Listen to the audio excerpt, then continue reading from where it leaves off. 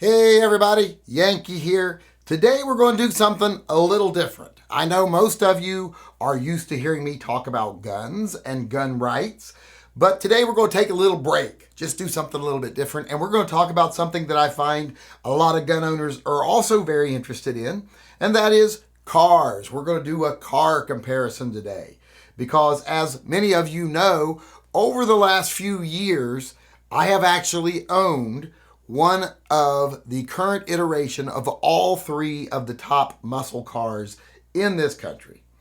Or actually the only three muscle cars that really exist anymore, even if their muscle cars is debatable. But I have owned one of each of them.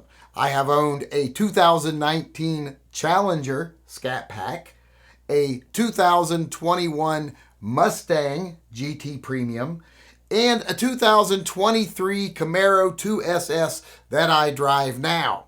Now, I am in a unique position to review these three muscle cars because I have actually owned and lived with each one of them for a year each. I haven't just drove them around a track a couple of times or borrowed one for a week or any of that. I actually owned them, lived with them full time as my everyday driver. So today we're going to do a comparison of these three cars. And in the end, we're going to determine which one I think is best. And you can put together your own opinion of which you think is best on what I have to say about them. Now we're going to rate them in about 10 different categories here. I think it's 10, maybe 11. It's going to be power, performance, handling, ride, comfort, convenience, infotainment, what is their infotainment system like, technology, looks, reliability, and then in the end, value will determine which one is the better value. So let's go ahead and get started here, and let's start with power. Now, this is not subjective. This is a very objective category. One car in this group has the most power, and one has the least. When you look at power, the ratings go in first place with 485 horsepower and 475 foot-pounds of torque. We have the Scat Pack Challenger.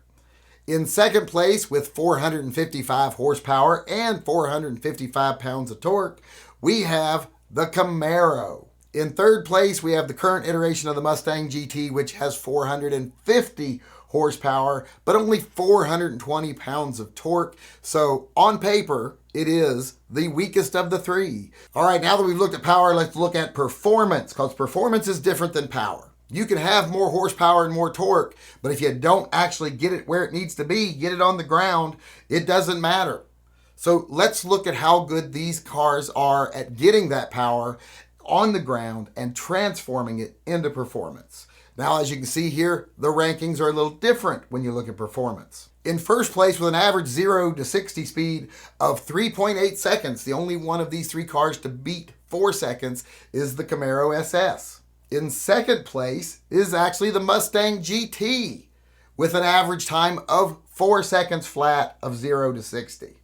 And in last place is the Challenger Scat Pack. Even though it has the most power, it's big, it's heavy, has trouble getting that power down, and its average 0 to 60 speed is 4.2 seconds. And these are numbers I was easily able to validate on my own during the time I owned these cars. Now, I will say one thing. The Scat Pack does have one advantage, as it has the highest maximum speed of 174 miles per hour, whereas the Ford comes in at 163 and the Camaro at 165. All right, next, let's look at handling. I live in the Columbia Gorge. I'm driving curvy mountain roads all the time. So handling is very important to me. And if you look at the rankings as far as handling here, you'll see that once again, in first place is the Camaro SS. This car handles like a dream.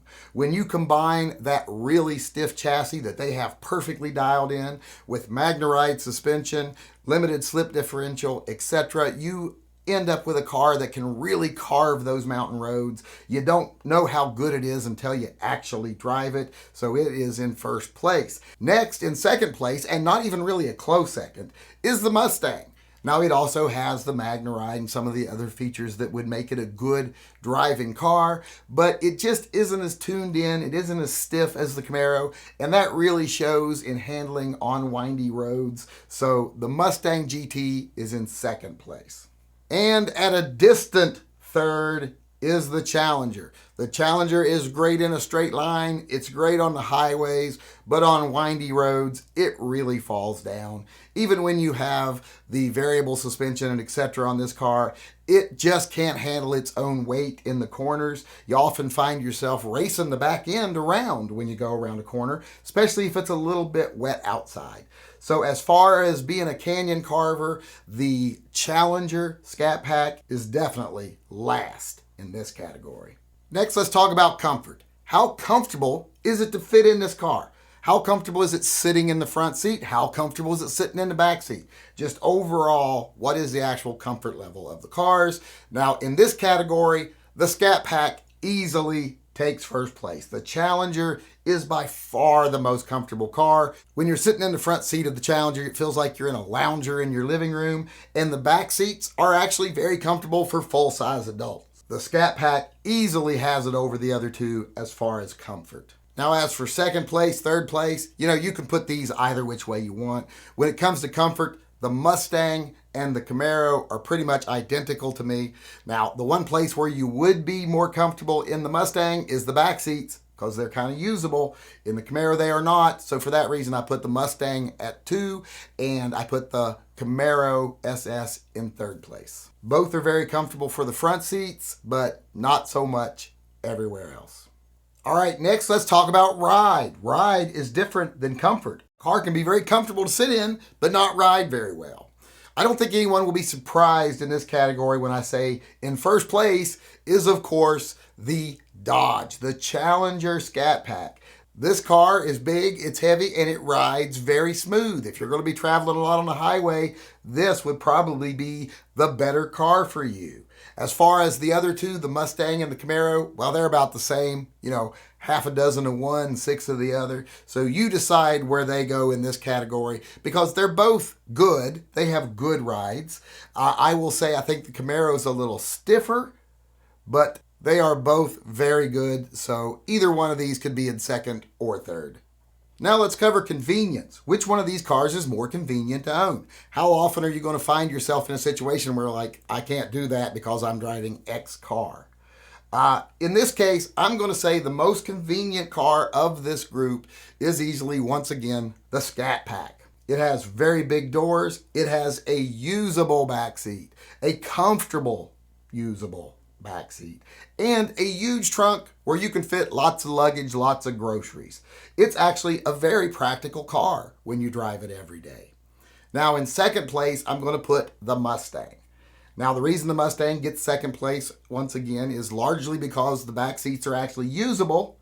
They're not comfortable, but they're usable, and it has a surprisingly good trunk for such a sporty car. Now, trailing at a distant third here is the Camaro SS. You will find yourself more often saying, I can't take you anywhere because I already have one passenger and the back seats are unusable. And that's true. The back seats in the Camaro just are unusable for any normal size adult. Children maybe, but no adults. Also, on top of that, the trunk is very impractical in this car. Not the cubic size of the trunk, not the volume. It's just being able to get things in it. Because this car has such a specific chassis design, the body is designed a very specific way to be very stiff. That makes the trunk opening very high. So you just have this small opening at the top you kind of have to drop things down into. And that makes the trunk very hard to use. You can't get much in it just because you can't get it through the opening. So a distant third in the convenience category is the Camaro SS. All right, next let's look at the infotainment center in each car. Now I know this is going to be more subjective, but this is my opinion after living with all 3 of them. In first place in this category is going to be the Camaro SS. The infotainment system that Chevy uses is very intuitive. It's very simple. It has the best screen of the 3 as far as being crystal clear and vibrant.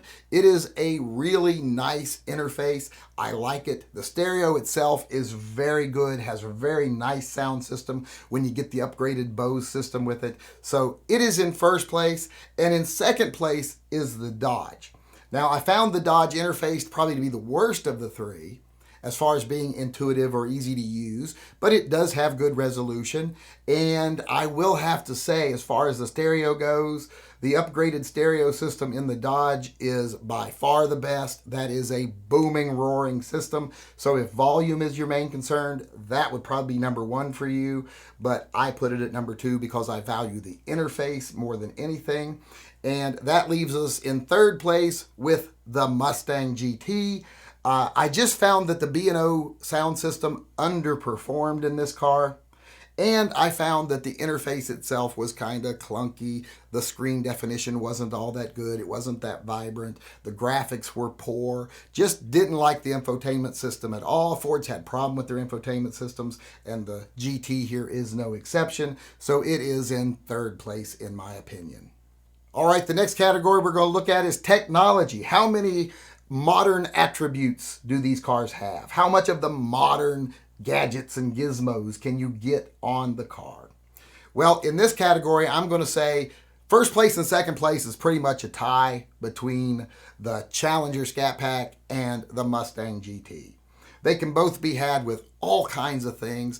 I'm going to put the Challenger on top in first place here because it can have a sunroof. Mustang can't have a sunroof. But as far as other technological features, and yes, I'm so old I still consider a power sunroof a technological feature. As far as everything else goes, lane keep assist, crash avoidance system, adaptive cruise control, rain sensing wipers, automatic headlights, they have it. You can get all of that on them. And they work really well. So like I said, number one and number two pretty much interchangeable, but let's give it to the Scat Pack for having that sunroof. And now this is where the Camaro really falls down, and it is at a distant third. Now, I'm not saying it's technologically crippled or anything. It does have some nice things like a heads-up display. It's the only one of the three that has the heads-up display. It does have, like I said, the nicer infotainment center, but there's just a lot of things that are missing. You can't get puddle lights like you can on the other two cars even. You can't get adaptive cruise control. There's no rain sensing wipers. There's no automatic high beams. It is really lacking when it comes to modern accessories and modern features. So that's why it falls far behind the other two in this category, and it's in last place. All right, now let's talk about reliability. I'm going to say right now that I didn't own these cars very long, so I can't say long-term reliability is great on all of them, but I didn't have any major problems with either, and I only had minor problems with the Challenger Scat Pack. So reliability, they're very similar. So what I did is I went and I found three of the major rankings for reliability from consumer sources and averaged them together, and they were all very close. In first place was the Camaro SS with an 84 out of 100 average. In second place was the Mustang GT with an 82 out of 100 average. And in third place was the Challenger Scat Pack with an average of 81 out of 100 average. So you can see not much separating them there. They're very close, just like they're very close in performance. As far as reliability goes, looks like all three of them are pretty good. Now, before we talk about which one is the best overall, let's talk about something that's completely subjective, and that is looks. Which one is the best looking car of the three? Now, in my opinion, I'm going to have to say the Challenger Scat Pack with its retro styling is the best looking car of the bunch. This car is still as great looking today as it was the day they first created this design. They haven't changed it much, and there's a reason. It's near perfection. This is easily the best looking of the three. Now, in a close second, in my opinion, with its bold styling, its big wide hips, its, aggressive stance and its aggressive front end is the Camaro. The Camaro is just a great looking car, still holds up today. The sixth generation is beautiful. Now I think the fifth generation looked a little better, but the sixth generation is a great looking car. So it's in second place, and in a distant third, sadly, is the Mustang. Even though I can't appreciate the looks of the Mustang, and I really appreciate its performance, the looks, it looks a little bit like a carp. People have said it, and it's true. So as far as looks go, it falls down a little bit. Not the ugliest car you can get, surely, but definitely not nearly as attractive as the other two in this category. So in third place, we have the Mustang. All right, next, let's add everything up and decide which one is the best value of the bunch. Now, this is going to be subjective because, we all value different things. Top speed might be your thing, or handling, or whatever. So you might get a different result. But my results are, I find the best value car to be the Camaro SS. With its superior handling, its amazing performance, and the lowest price of the three, it's just the top of the three cars in my opinion. And when you move on to second place, the second value I think is the Ford. Now, I like the Scat Pack better, but the Ford I think is just a better package overall. It mixes performance and convenience at a good price, so it's in second place. And in a very close third, where there's almost no difference between all three of them, is the Scat Pack. It is the most powerful, it is the best looking, it is the most comfortable, but not the best performing of the three. So in third place, we have the Scat Pack Challenger.